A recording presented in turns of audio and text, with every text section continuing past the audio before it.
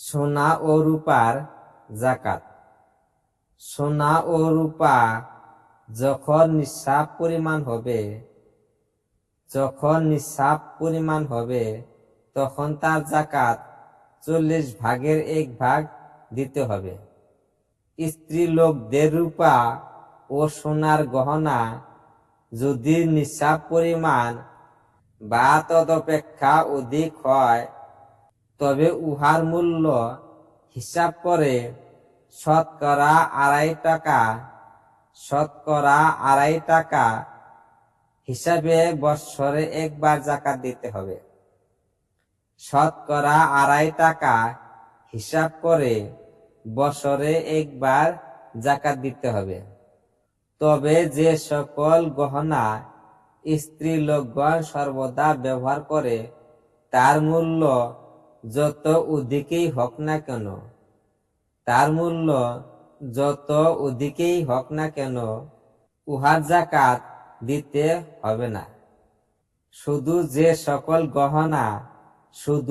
সকল গহনা বাস্ক লকারে তুলে রাখা হয় সেইগুলির যাকাত দিতে হবে। সোনার নিসাব হচ্ছে 7.5 তোলা। 7.5 তোলা এবং রূপার নিসাব হচ্ছে 200 দিরহাম অর্থাৎ 52.5 তোলা রূপা। সোনা ও রূপার যাকাতে ওজন গ্রহণযোগ্য, মূল্য গ্রহণযোগ্য নয়। সোনা ও রূপার যাকাতে ওজন গ্রহণযোগ্য, মূল্য গ্রহণযোগ্য নয়। মূল্য গ্রহণযোগ্য নয় ওই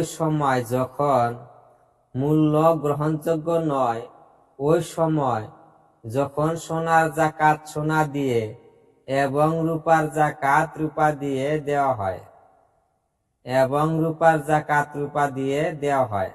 আর যদি সোনার যাকাত রূপা দিয়ে